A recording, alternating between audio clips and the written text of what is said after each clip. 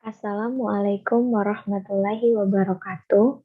Perkenalkan nama saya Dea Favareka dengan NIM P05120221014 dari Prodi D3 Keperawatan Poltekkes Kemenkes Bengkulu dari kelas 1A. Baiklah, di sini saya akan menjelaskan tentang sistem kardiovaskuler dan sistem pernapasan.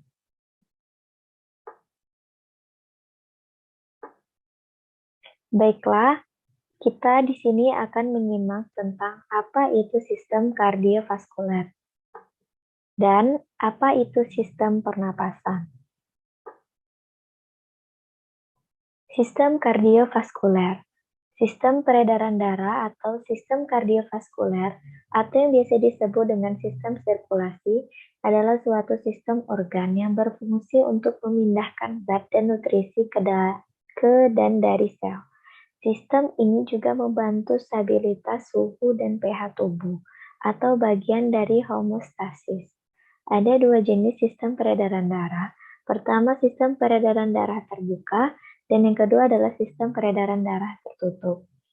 Sistem peredaran darah yang merupakan juga bagian dari kinerja jantung dan jaringan pembuluh darah atau sistem kardiovaskuler dibentuk.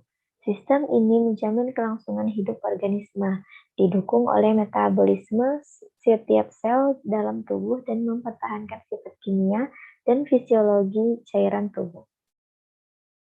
Pertama, darah mengangkut oksigen dari paru-paru ke sel dan karbon dioksida dalam arah yang berlawanan atau lihat respirasi.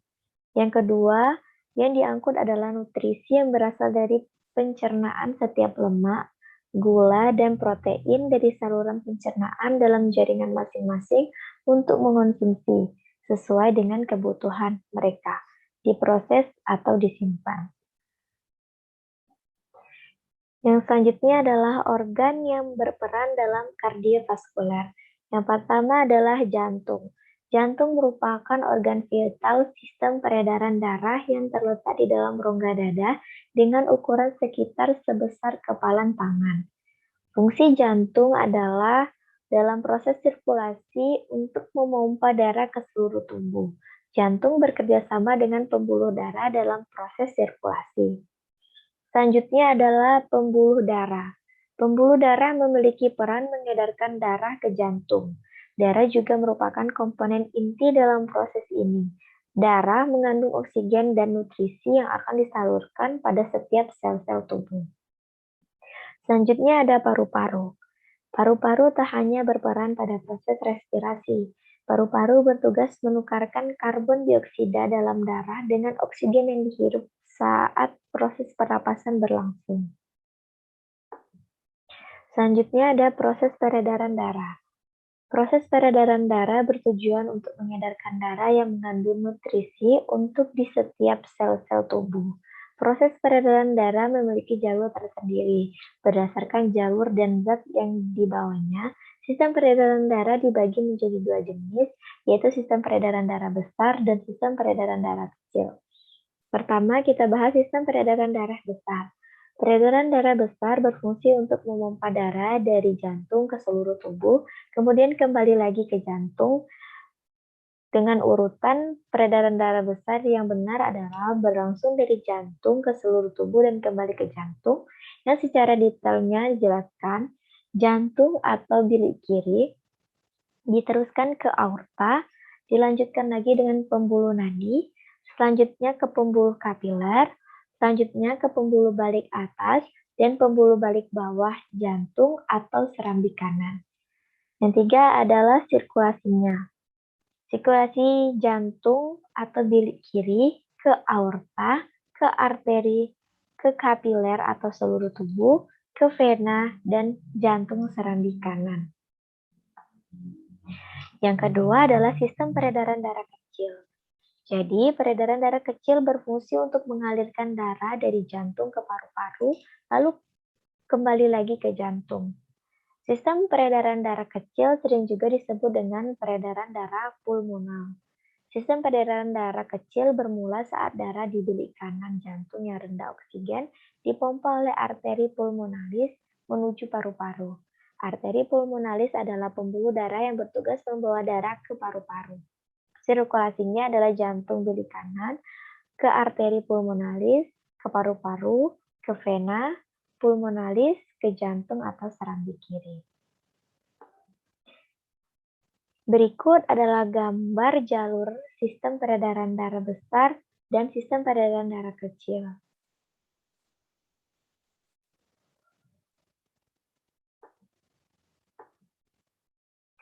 Selanjutnya ada sistem pernapasan manusia.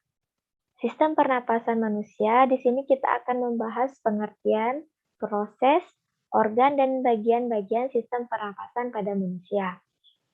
Pernapasan atau yang biasa disebut dengan respirasi yang didefinisikan sebagai sebuah proses pengambilan oksigen dan pelepasan karbon dioksida dan penggunaan energi yang ada di dalam tubuh. Ketika manusia bernapas, berarti sedang terjadi proses masuknya oksigen ke dalam tubuh dan melepas karbon dioksida keluar tubuh. Pertukaran antara oksigen dan karbon dioksida tersebut terjadi di dalam darah manusia. Manusia memiliki pernapasan yang normal ditandai dengan bernapas sebanyak 12 sampai dengan 20 kali dalam 1 menit. Fungsi sistem pernapasan pada manusia, pertama, untuk menghirup dan menghembuskan udara atau yang disebut dengan bernapas. Yang kedua, sebagai pertukaran gas antara paru-paru dan aliran darah. Yang ketiga, pertukaran gas antara aliran darah dan jaringan di dalam tubuh. Yang keempat adalah menciptakan suara. Dan yang kelima adalah mencium bau. Selanjutnya adalah organ dan bagian-bagian sistem pernapasan manusia. Yang pertama adalah rongga hidung. Udara yang berasal dari luar akan memasuki rongga hidung. Di dalam rongga hidung yang berselaput ada kelenjar minyak dan ada juga kelenjar keringat. Selaput itu berfungsi untuk menangkap benda asing yang masuk ke dalam saluran pernapasan. Di dalam rongga hidung juga ada rambut-rambut kecil dan tebal. Rambut-rambut itu memiliki fungsi untuk menyaring partikel kotoran yang masuk ke dalam hidung bersama udara. Selain itu, juga ada konika yang memiliki fungsi untuk menghangatkan udara dingin yang masuk ke dalam rongga hidung. Selanjutnya, yang kedua adalah faring dan bagian-bagiannya. Faring yang juga disebut sebagai tenggorokan adalah saluran napas yang berbentuk pipa dengan panjang sekitar 15 cm. Saluran faring ini dimulai dari belakang hidung menuju rongga mulut hingga batang tenggorokan. Di dalam sistem pernapasan, faring berfungsi untuk menyaring udara yang masuk, mengatur tekanan udara, hingga mengatur kelembaban udara yang masuk ke organ pernapasan. Selain mengatur sistem pernapasan, faring juga berperan dalam sistem pencernaan dan proses saat berbicara. Yang ketiga adalah laring atau pangkal tenggorokan. Laring yang disebut sebagai kotak suara ini berfungsi untuk membawa udara ke trakea. Selain itu, fungsi penting dari laring adalah melindungi trakea dengan cara menutup dengan cepat agar tidak ada benda asing yang masuk ke saluran napas. Selain memiliki fungsi penting pada sistem pernapasan, laring juga berperan penting pada produksi suara manusia. Hal ini disebabkan karena pada laring terdapat pita suara yang dapat menghasilkan suara. Letak laring ada di depan faring atau di antara trakea dan akar lidah yang berada di bagian atas dan di depan leher. Di dalam laring terdapat epiglotis, memiliki fungsi untuk melindungi sistem pernapasan dan membuat sistem pencernaan berfungsi dengan baik. Epiglotis inilah yang menentukan apakah makanan dan minuman masuk ke jalur yang tepat dan bukannya ke saluran pernapasan. Ketika ada makanan yang masuk dan akan ditelan, maka katup epiglotis akan menutup saluran. Tujuannya agar makanan masuk ke saluran yang benar.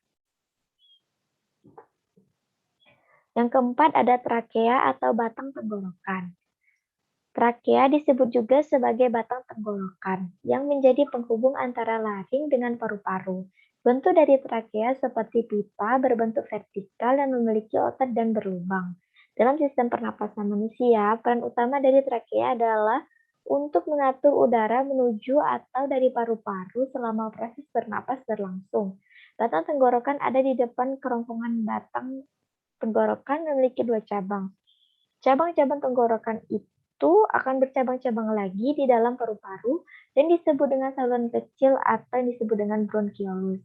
Dalam bronkiolus terdapat gelembung paru-paru yang disebut dengan alveolus. Yang kelima adalah bronkus atau cabang batang tenggorokan. Fungsi dari cabang tenggorokan adalah menyediakan jalan untuk udara yang ingin masuk dan keluar dari dan menuju paru-paru. Struktur dari batang tenggorokan mirip dengan struktur batang tenggorokan.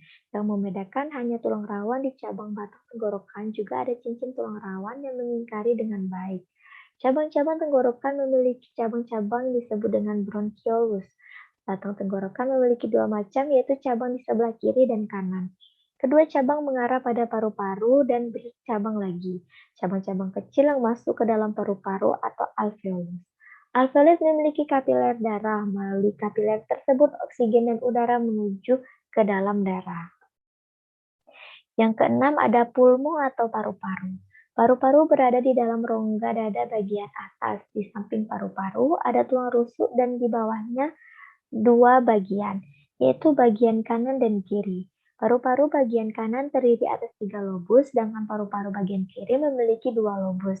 Paru-paru dilapisi oleh selaput tipis. Di dalam paru-paru terdapat cabang dari bronkus, alveolus, dan pembuluh darah. Bronkiolus memiliki cabang-cabang lagi yang disebut dengan bronkiolus respirasi. Paru-paru menjadi tempat pertukaran oksigen dan karbon dioksida. Selanjutnya, kita akan membahas mekanisme pernapasan dada dan perut. Contoh dari pernapasan dada adalah udara masuk melalui hidung, tulang rusuk terangkat karena kontraksi otot antar tulang rusuk, volume rongga dada membesar, dan terjadi inspirasi. Sedangkan contoh dari ekspirasi adalah udara volume rongga dada mengecil, tulang rusuk turun karena otot interkostalnya berrelaksasi, dan udara keluar. Selanjutnya, kita akan menjelaskan tentang teknik pernapasan dada yang dimulai saat melakukan pernapasan dada. Anda menghirup udara melalui hidung sambil membiarkan udara mengisi rongga dada hingga mengembang. Yang kedua, sama proses inspirasi ini, perut dalam posisi datar menandakan otot diafragma yang berrelaksasi. Yang ketiga, selanjutnya Anda membuang udara melalui hidung secara perlahan sampai dada mengembang kembali ke kempis. Yang keempat, hal ini menyebabkan diafragma berkontraksi dan perut mengembang. Dan yang kelima, saat melakukan pernapasan dada, jangan menahan perut Anda selama mengambil udara dari hidung. Selanjutnya adalah teknik pernapasan perut. Teknik pernapasan perut dimulai dengan pernapasan perut dilakukan dengan menghirup udara melalui hidung, menahannya beberapa saat, dan membuang udara lewat mulut. Selama mengambil napas dari hidung, tutup mulut Anda untuk menahan bagian dada tetap datar dan membiarkan diafragma berkontraksi. Yang ketiga, hal ini ditujukan dengan posisi perut yang lebih condong ke depan atau mengembang. Pastikan Anda merasa udara masuk mengisi perut Anda. Dan yang keempat, setelah itu embuskan udara setelah perlahan melalui mulut. Selanjutnya yaitu cara memelihara organ pernapasan. Yang pertama, hindari merokok, baik perokok aktif maupun menjadi perokok pasif. Kedua, rutin dalam berolahraga. Yang ketiga, hindari paparan polusi. Yang keempat adalah menjaga kebersihan. Dan yang kelima, minum air putih yang cukup, selalu mengonsumsi buah dan sayuran setiap hari. Baiklah, di sini saya telah mempresentasikan. Terima kasih atas perhatiannya. Saya ucapkan wassalamualaikum warahmatullahi wabarakatuh.